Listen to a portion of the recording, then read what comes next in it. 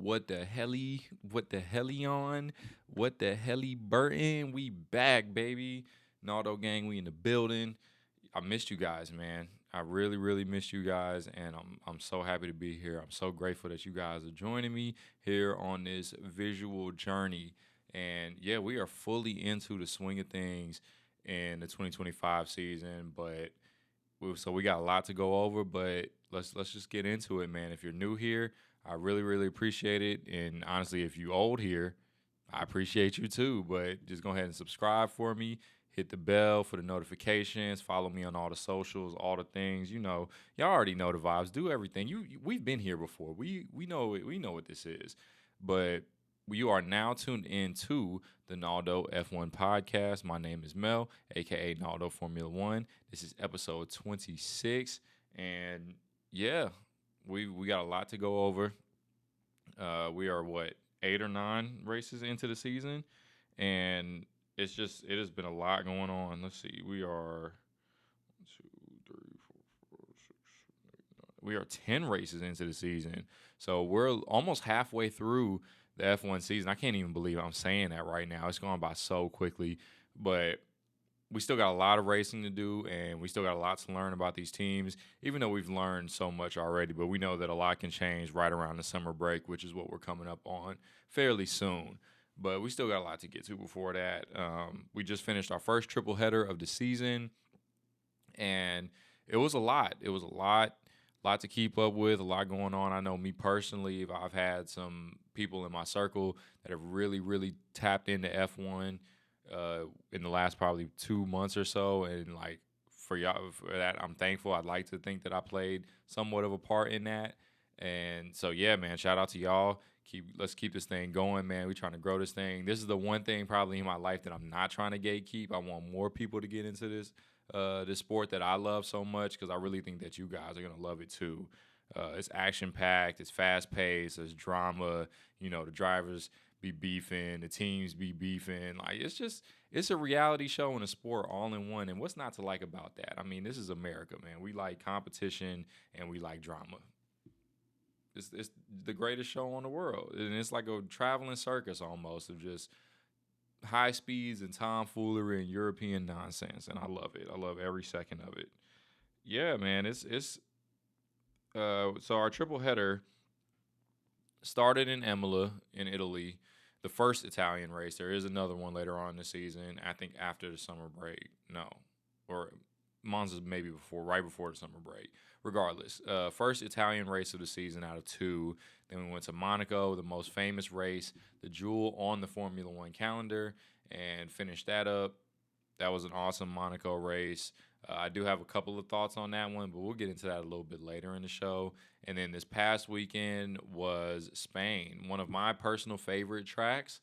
The race didn't necessarily live up to my expectations, especially from not of recent years. We've had some really good Spanish Grand Prix in the past, 3 to 4 years or so. So it didn't necessarily live up to my expectations.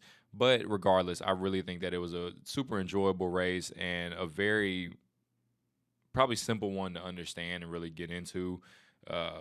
Didn't necessarily have the glitz and the glamour of Monaco, the harbor. It's just a beautiful scenery. But then again, Monaco doesn't have the wheel-to-wheel racing action that a Spain or like an Imola does.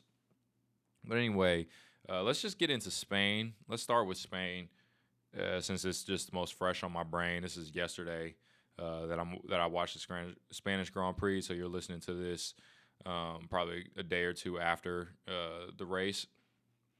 And so it was a overall fairly entertaining race. I think I give it maybe a 5.5, 6 out of 10, which is a little bit above average. I think that one thing that we need to do as like a society and a group is probably, not or really understand the meaning of like average. So like a 5 out of 10, that's average. Like if a 10 is the greatest race that I've ever seen, classic, will never be forgotten, I remember it from lap 1 till the end, till the checkered flag, then a 5 is just an average race. So anything below a 5 is bad. Like I think our grading scales just be a little bit off. Like somebody hears 5 and they think, oh, this is a terrible restaurant. Like, or a terrible whatever the criteria is. So we'll use Chili's as an example. I rock with Chili's. You know that y'all ain't never gonna turn me off of Chili's. Me and my wife still. That's like me and one of my boys were talking about this, and we were like, that's still kind of the guilty pleasures. We'll go fuck up some Chili's for real, for real. So if Chili's is a 5, like Chili's is like your average 5-star restaurant, or not 5-star, yeah, 5 out of 10 star restaurant. Then that's bang average. It's cool. Like it's just cool. If under that is bad, like okay, 4 is like okay, this is kind of bad, and then so on and so forth to 1. That's the worst restaurant I've ever eaten. Like I think I'm gonna be sick. I will never go back there, even if you paid me. That's a 1. And so then a 10 is 5-star Michelin, whatever. Like the greatest thing that you've ever eaten. It doesn't even have to be Michelin or super fancy, but just the greatest thing that you've ever eaten. That's like a 10. So that the Spanish Grand Prix was probably right at a 5.5, 6, in my opinion. It was cool. It had some moments. I don't think it had the really intense wheel to wheel action that I was expecting, and I think we've gotten in the past couple of years. I think in the early laps there were some really good overtakes. Fernando made a couple around the outside of like turn 3 and I think turn 7. Those were some really nice moves, and Max also had a lot of nice moves around the outside and in really unconventional areas to overtake, and so that was real fun to see. But I also think that the majority of the overtakes were done on the main straight, which I'm okay with, but they weren't wheel to wheel. Like they were using DRS and they were passing before they even got to the braking zone, so it really wasn't a contest.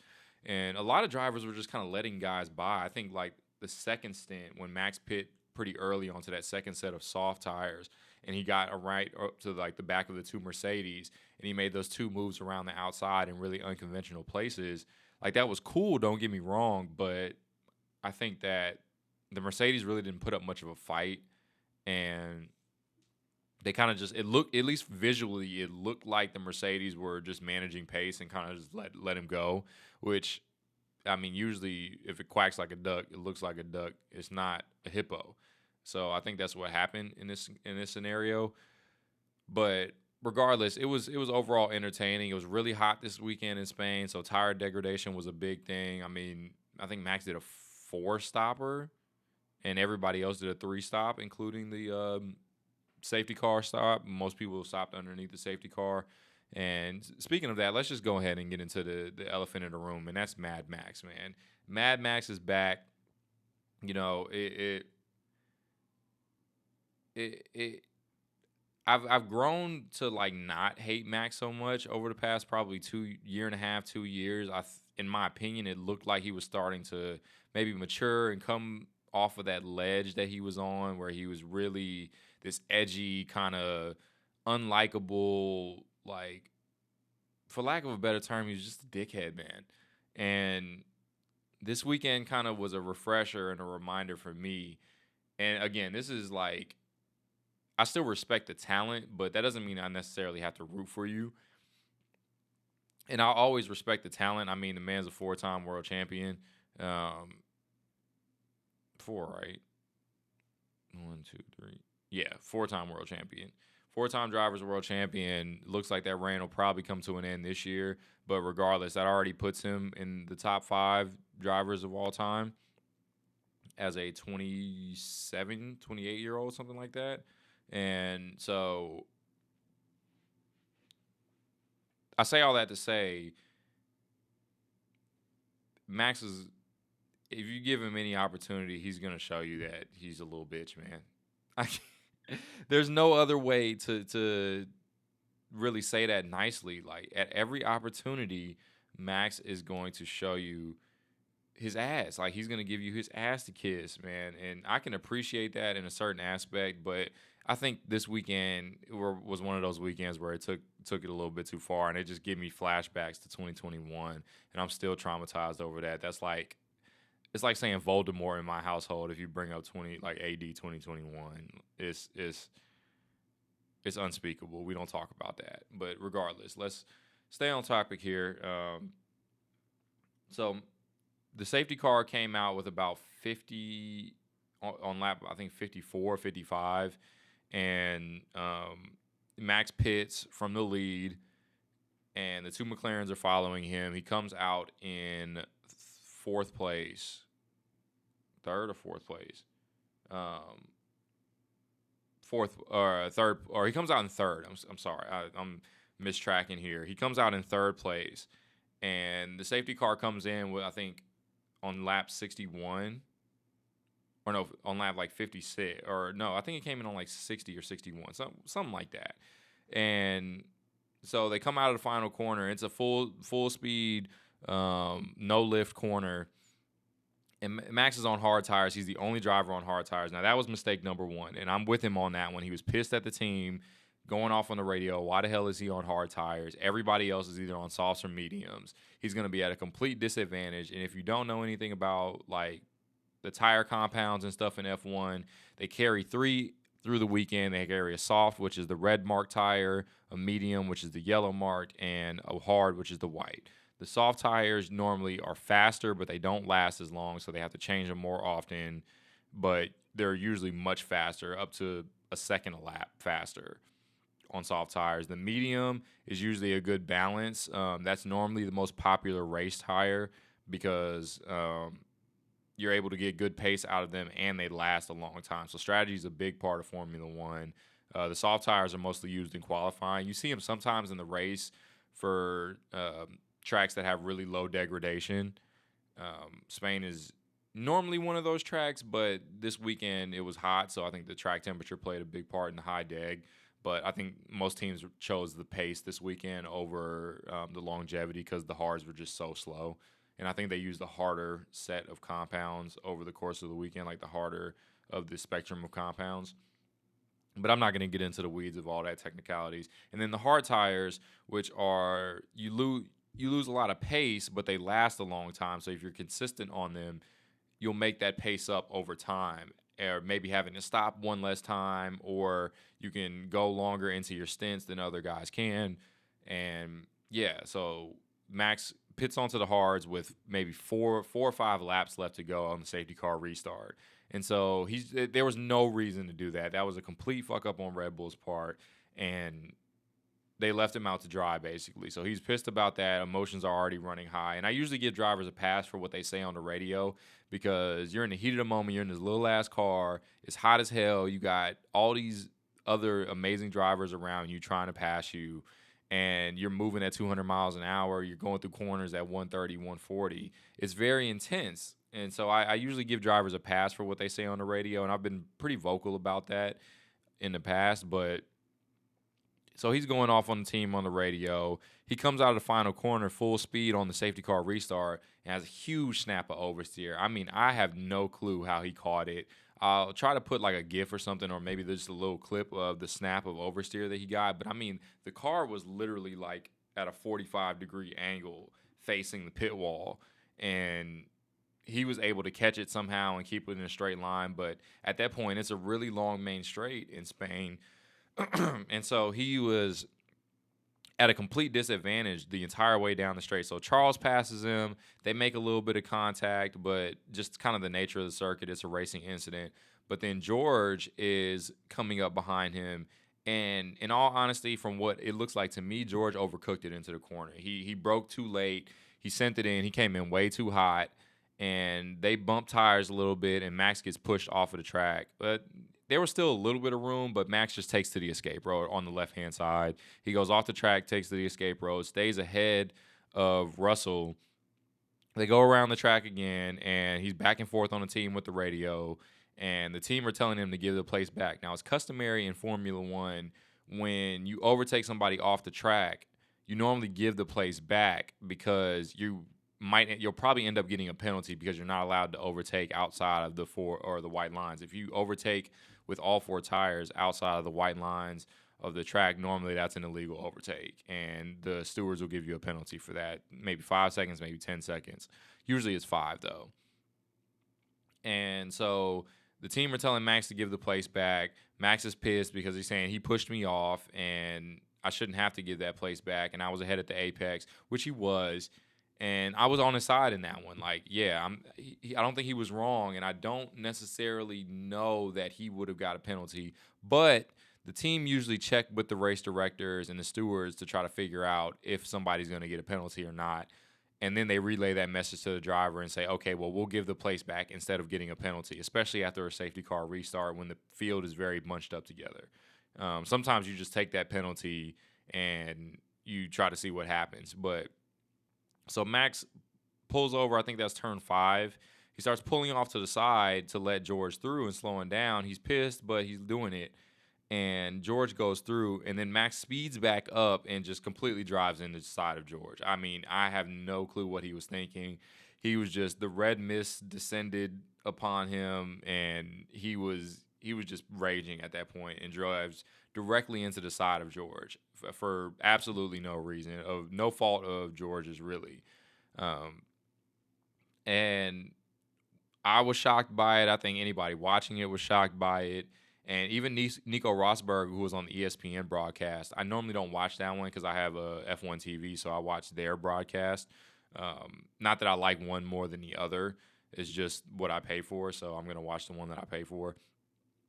But Nico Rosberg, who was a former F1 world champion, one of Lewis's old teammates with Mercedes in the early years, and he said, he was like, yeah, Max needs a black flag for that. And if you don't know what a black flag is, a black flag means that you've done something intentionally dangerous to put another driver or yourself at risk, and you're driving intentionally dangerous. And it usually comes with a disqualification and I believe a race ban for the following race. Now, that didn't end up happening, but Max did get a 10-second penalty, so that knocked him back from what would have been P5, assuming that George had overtaken him legally anyway, or he gives the place back to George and is not able to overtake, which I don't think he would have been able to anyway. But he gets a 10-second penalty, so he goes from P5 to P10, and he really, really hurt himself in the championship. He is, I believe, 39 points off of Lando in second, and he is a further 10 points off of Oscar in first place.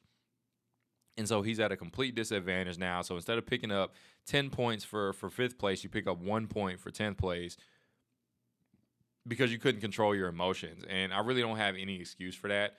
I think that it's childish, and I really, really expected more from somebody who's won four world championships. I'm not going to go as far as George did, talking about you let the kids down, you're a bad role model, and this, that, and third. I personally don't believe athletes are role models to begin with. I think that y'all, if you're looking up to athletes and entertainers and celebrities and Instagram personalities and so on and so forth to be your role models, then I think that you just need to get better role models. But that's just my personal opinion. But I think what Max did was totally unacceptable, just strictly off the guise of racing. I think that it was dangerous. That was a fairly low-speed corner, but we've seen some really dangerous crashes in the past, and he's done these type of erratic maneuvers and forcing people off the track. And, hey, if you don't stop or if you don't get out of my way, then we're going to crash into each other. We've seen him do these type of things before, and I just think frankly, it's really unacceptable. And I think that he still has a lot of growing up to do. I mean, he's still a fairly young guy, but, if you're not winning championships, people aren't going to put up with this type of shit. Like, he's a really fast driver. I think that he's still the fastest driver on the grid. I think that if the Red Bull were anywhere near the McLaren in performance, then I think Max is probably still winning the championship. I mean, as we can see in Imola, for example, the race 3 weeks ago, Max won that race and pretty much dominated the entire thing. And so we know that if an opportunity presents itself, that he will be there and he's going to be putting the car at the maximum ability. But if you're not winning titles, then a lot of teams just aren't willing to put up with this type of behavior. And you put your own car at risk, damage to your own car. These cars are millions of dollars. And F1 is a dangerous sport. You could have risked George's life, your own life, and it's just really, really reckless. So I think that you got to just be able to keep your composure a little bit more. So I'm not going to rag on him too much. I think I've said enough. But, yeah, I think he just has to do a little bit more to really control his emotions. He has these moments where he just spazzes. And you're like, dude, this guy is the most dangerous man on the track. Like, he should not have a car. He should not be behind the wheel of a car. Um, with that being said, McLaren, it looks like they are the team this year. They really nailed it over the past probably calendar year with their regulations from Miami to last year when Lando won his first race to right now. And they look really dominant every weekend. They're able to extract the maximum pace out of the car, and they look to control pretty much every race weekend. And so it's really, really impressive to see. I personally am happy that it's Oscar and not Lando. There's just something about Lando's like vibe that I just can't roll with.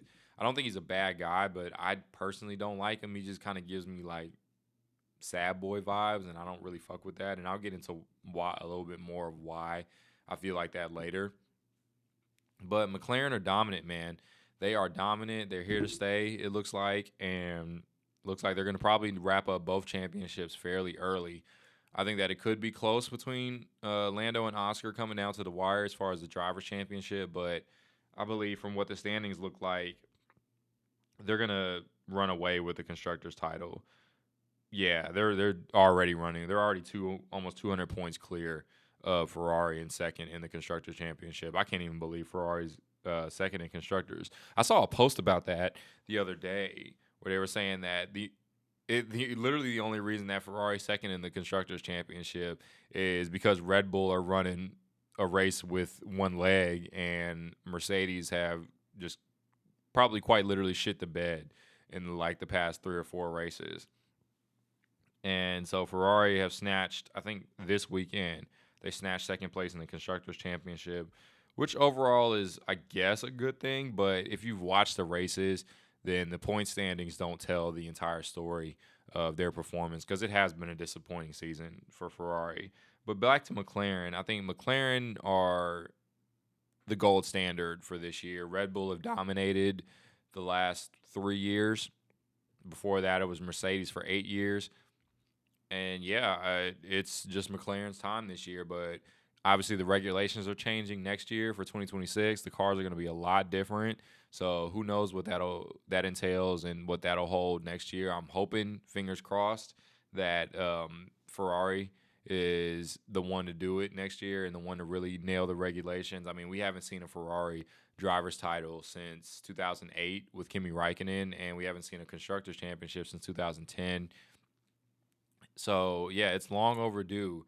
And yeah, I'll get into Ferrari a little bit later, but yeah, I just wanted to kind of touch on McLaren for a little bit and really get into like give them their flowers for their dominance, because I think amidst all the Ferrari drama and the Max drama and stuff like that, I think that McLaren are kind of just handling business in silence, and it's respectable. But yeah, let's talk about Ferrari while we're here. Oh man, let me just say this for all my football fans out there, American football that is, Cowboys fans, man, I understand. I get it now. This is torture. This is actually self-torture. I was on top of the moon when Lewis Hamilton announced that he was going to Ferrari. I was one of the ones that was championing it. I was all in. I've always had a love for Ferrari, at least the car manufacturer. I think they make the most beautiful, most refined, well-performing cars in the entire world. And my ultimate goal is to own a Ferrari one day. And I mean, you see, I got the glasses and everything. Like I'm fully bought in. Like you see my F40 up there. I'm fully bought into this Ferrari experience. And I've had the pleasure and the honor of driving a few, and they're just one of the most amazing experiences of my entire life. So, with that being said, it is self-torture rooting for this team. Like, there's a meme, I'll put it on the screen, but it's like a cycle, and it's just like at the top. It's like it's over, and then it's like it's so over, and then you're like they do something great, and you're like, okay, we're back, and then you're like they do something great again, and you're like, okay, we're so back, and then it just goes back to the cycle, and it's like it's fucking over, man. Like to have a team that is so well renowned and so iconic. I mean, everybody knows the Ferrari logo. Everybody knows associates racing and Formula One excellence with Ferrari. When you see that red car, it feels special. It's the same thing that the Cowboys fans feel and like the Real Madrid fans feel, where you're just the most famous and iconic brand in your sport. Like the brand is bigger than just the sport. The Cowboys, you see that star, and you know, like that's the Cowboys. They are like America's team, so on and so forth. Like this is Ferrari. And then every weekend they just find a way to come through and absolutely shit the bed. Like I I'm so at a loss for words. And for me it's frustrating because like Lewis is like the antithesis like the antithesis, I think I'm using that word correctly, of what I'm saying. And he's just struggled this first like 10 races of the season. And kind of touching on what I was saying about Lando with the sad boy shit, this era of Lewis is one of my least favorites. And I love him to death, and I'm going to continue to support him. But you got to stop Lewis, man. I know you probably will never hear this, but this is all coming from a place of love. But you got to stop the sad boy shit, man. That shit is driving me insane, bro. It is driving me so insane to hear him come into the press conference every weekend and talk about how he can't gel with the car, or he's just so slow and he doesn't know what's wrong. Like, shut up, man. Like I want to grab the nigga and just like shake the hell out of him, bro. Like wake up, bro. You're a 7-time world champion. Should be an 8-time world champion. You're just the greatest statistical driver of all time, man. Wake up, dog. Oh my, like my blood is starting to boil, man. You're driving me insane. I'm tired of getting text messages like, "Hey, yo, what's going on with this nigga Lewis? Why is he finishing fifth and sixth and seventh, man?" It's driving me insane. Wake up, man. I love you, dog, but come on. And the Ferrari experience, like he's gotten screwed over by strategy. Some weekends he's just been slow. They said that there was an issue with the car at the end of the race. That's why he got passed by Hulkenberg and the Sauber at the end of the race. But sorry, it's getting late and I'm a little exhausted. This is after work, but yeah, I said that he had a car issue, which is why he was slow in the second half of the race. But man, I'm not trying to hear that shit. Seeing that ugly ass green car pass Lewis on the second to last lap broke my spirit. It really, really did. It absolutely broke my spirit. And I'm overall a fairly I like to call myself a realist. I don't know if I'm optimistic, but I'm very realistic. And so I really don't know what to make of this whole thing. Like I want to keep the faith and know that this is a bigger project. This is bigger than just 10 races. Like he's looking forward to next season, but also it's like you got to get in that mode, man. Charles is whooping your ass, bro. Stand up. Like Charles is putting belt to ass, man, and I'm tired of that. And I knew this was gonna happen to a certain extent. Like I knew Charles was probably gonna win. I'm not unrealistic. I knew Charles was probably gonna beat Lewis, especially in his first year. I mean, that's Charles's team. He's their baby. He's Ferrari's baby. They raised him. He was a Ferrari junior driver. He's known nothing else in his life but Ferrari. So I'm okay with that. But it's like, be competitive though. I was a little bit encouraged when he beat Charles in qualifying. I know he got an extra lap, and so Charles didn't get to do his final lap. So, but because he carried an extra set of tires into the race, which ended up being the right call. And then Ferrari fucked up Lewis's second to last pit stop before the safety car. They had a slow like 5-second stop, so he lost 2 places because of that. And so that was frustrating to see. But his pace has just not been there, and it's really irking the shit out of me. And I say all this to say I'm probably going to be back in good spirits next week. Like if Lewis fucks around and get his first pole position with Ferrari, I'm going to be back. We're so back. We are so back. But until then, I am sad Ferrari right now. But I'm a fan. I can be sad. You are the driver, Lewis. You need to get it together, man. Yeah, especially with Merck fumbling the ball. I don't know where the development of their car has just been non-existent, and so this is the time to capitalize. This is when we need to be getting in podiums and no less than P5 and up, man. We need to be the second best drivers, the second best team on the grid consistently. Like, we need to be beating Max and competing with Max consistently. That's the standard right now. McLaren, they're gone.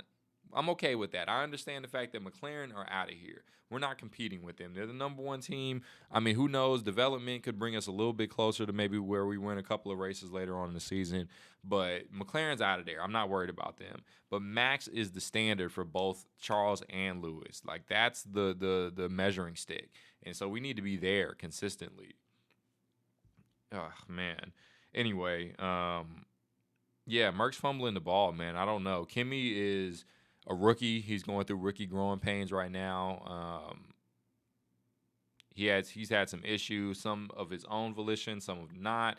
He's had some car failures. I saw another post that said every team has that is Mercedes powered. So Williams, Mercedes themselves, and Aston and McLaren have all had a engine failure or an engine problem except for McLaren. McLaren are the only team that haven't had a mechanical issue with the car that is Mercedes powered.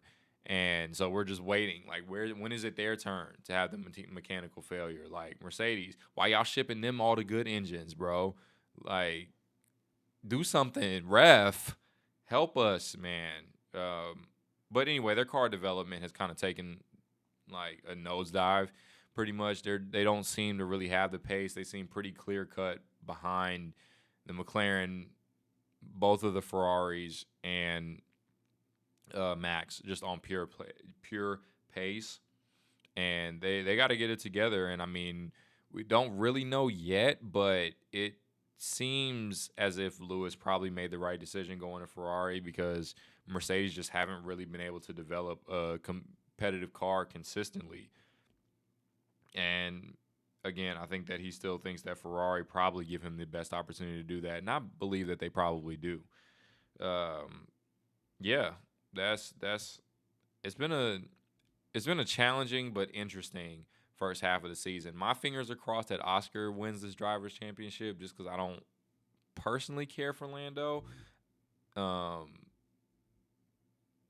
just think some of the things that he says and like the mentality is a little bit loser-ish. Like, loser adjacent is probably the word. I'm not gonna call him a loser because I think he's a really talented driver, but I think I think he comes from the Prost cloth. Like, he's cut from the Alan Prost cloth. And I know a lot of you guys don't know who Alan Prost is. He's a former F1 driver, 4 or 5-time world champion, 4-time I think. And his kind of MO was to just do enough to win the title. So he would be okay with second and third place most of the time with just being consistent. So he knew that the consistency would get him there. And he's right because he won 4 championships. But I personally like to see drivers go for it. I think when there's a win available, I want you to be pushing 110%. And I think that some of the comments that Lando's made early in the season, like about how he doesn't feel like the car is as fast as it actually is. And then it's always funny because the reporters will take that and they'll run to Oscar and they'll ask Oscar what he thinks, and he's like, yeah, we definitely have the fastest car. I don't know what the hell Lando was talking about. So I want to see Lando kind of get a little bit more aggressive. And maybe that's just not who he is, and that's fine. Like, who gives a shit what I think? I'm just a spectator. But yeah, I think that that's probably what is missing for Lando from my perspective. I think Max. So, are we going to be honest? Is Max running on borrowed time with Red Bull? I'm starting to feel that way. Like, it feels like that relationship is kind of soured a little bit. I don't know. We don't hear much from Christian Horner anymore. He's one of the more vocal team principals, one of the more polarizing figures in F1. I think amidst all of that controversy that he went through last year, that really kind of never came to a resolution. I'm pretty sure they probably just cut a check under the table and just told the girl to fuck off. I'm not gonna get into that. If you want to go read up on that, then you do your Googles and all that good stuff. But yeah, it just kind of feels like the implosion of Red Bull is kind of happening in front of our eyes, and Max is kind of putting a band-aid on it because he's just that fast. But I think it's over, man. I think if not this year, or like this year meaning like if not he doesn't make a switch this season, I think after next season, if Red Bull are not back competing for consistent wins, I think Max will probably be out of there. I know he's been linked to Aston before. Adrian Newey, the car designer for Red Bull, he's designed for Williams in the past when they were winning world championships. He's designed for both of the Red Bull dominant stints. So the Sebastian Vettel 2010s dominance was Adrian Newey designed cars, and this most recent Red Bull dominance from 2022 to 2024, that is also Adrian Newey designed cars. And so he's now with Aston. So the assumption is that Aston are going to be a force to be reckoned with in the next couple of years, but who knows? That's not a guarantee. I mean, Adrian Newey's been in the sport for a long time, and he hasn't just won championships every single year. So there are other very talented car designers. Like, he's the most famous, I think, but obviously there are other designers and other technical directors that are just as talented as he is. Speaking of Red Bull, let's talk about their junior program madness. Like, their cutthroat nature. So if you don't know anything about Red Bull is one, they have two teams in Formula One, which I absolutely hate. I cannot stand it. I think I've spoken about that on this podcast before, but it drives me up a fucking wall. I hate the fact that they get what is essentially a junior team, a practice team in F1 that they can just put young drivers in and get them Formula One experience, and then they get to take and pick whoever they want to put them in the senior team. They just get all these test runs. Now, I think they've completely mismanaged that situation. I think they've ruined a lot of careers with the way they operate. I mean, most of the guys outside of Max and Sebastian Vettel have seen more success when they've left the Red Bull family. The only one that I can think of that didn't was Daniel Ricciardo. And I think that if he would have stayed with Renault, who is now Alpine, I think if he would have stayed with them, he probably would have found a little bit more success. I think the move to McLaren was probably a mistake. And, I mean, honestly, looking back on it, Daniel was probably just a couple years too early. Now that I'm really thinking about it, I think that he saw the vision, but he's just a couple years too early. Like, if he could have got in McLaren in like 2022, 2023, like maybe entered McLaren in 2023, I think potentially he could have been on the brink of a resurgence in his career. But I think that he just made the move too quick, and he's got to be somewhere sick right now, thinking, I can't believe this fucking car is winning races now, because it was a fucking tractor when I was there. And now it's winning races. I feel for Daniel, man. He's one of my favorite characters, one of my favorite guys. Just a really happy-go-lucky type of guy. And I really, really wanted him to be successful, but it just didn't work out that way. And I know that he sits at home and watches McLaren dominate right now, and it's just like, really? Like, why this? I got it right, but they got rid of me before I got the opportunity to see it through. And before they got their win with Lando in Miami in 2024, Daniel was their only race winner since Lewis, I believe. I don't think they had won a race since Lewis had left. And Daniel won a race in 2022. I don't know, but Daniel, man, if you're out there, I love you, man, and I hope that you're finding happiness in whatever it is that you're doing. But back to the Red Bull Juniors, it is a mess of Red Bull Juniors right now. They shuffle them like cards. They're extremely cutthroat. They just get rid of guys. Like if you don't perform in 5 races, you're out of here, dude. We're done with you. And I just don't really subscribe to that mode of operation, especially with young guys. You kind of kill their confidence. Like I remember, what is it, Helmut Marko? He's like their talent director, basically. Like he's in charge of like acquiring young talent in the junior. Like he runs the junior programs, basically. And he was saying how Isaac Hajar and like he's like, I need to get him some tissue if he's gonna cry because Isaac crashed out of his first Formula One race on the formation lap. And Lewis's father actually went over there and consoled him and was like, "Look, this is a young guy, and you can't just kill his confidence." And now look at Isaac. Isaac is absolutely killing it. He's scoring points. He's consistently finishing ahead of Yuki Tsunoda, who's in the second Red Bull car. I think that second seat is cursed. I don't know if Daniel put some juju on that second Red Bull seat when he left or something, but there ain't a single soul that's been able to take advantage of that car since Daniel left. And I think that we all owe Checo an apology. I know I personally do. I think I shat on Checo a lot last year for how much he struggled. And there's been 2 other drivers in that car since Checo left, and none of them have been able to do fuck all.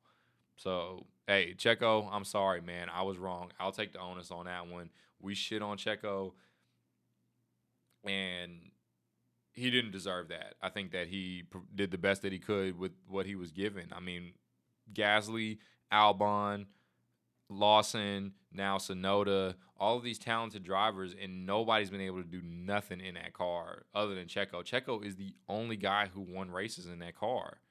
So maybe Checo wasn't as bad as we all thought. Yeah, that's something to sleep on. So we got a 2-week break until where are we at next? We have a 2-week break until Canada. Canada's another good one. If this is your first time really following F1, definitely tune into Canada. That'll be at a normal time in the afternoon since we're in North America. I know some of the times be kind of funky, and so definitely tune into Canada. One of my favorite tracks, very high speed, usually really good wheel-to-wheel action, and yeah, man, we'll see how this thing plays out. Fingers crossed. I need to pray to Italian Jesus or something like that, man. I don't know if I got to go visit the Pope or what, but I need to bless that car with some holy water or something, man, because we got to get it together, man. We got to get it together, Lewis. Go do some soul searching, man. Really find yourself, and let's get this thing rocking and rolling. I think I'm gonna wrap it up there, man. I really don't have much else to talk about. Yeah, man. Run it up, man. Like all the things. Follow me on all the socials at Naldo_Formula 1. You know me. You know the purple. When you see the purple profile picture, that's the boy. Make sure you subscribe to this YouTube channel. I'm probably gonna mostly focus on YouTube from now on.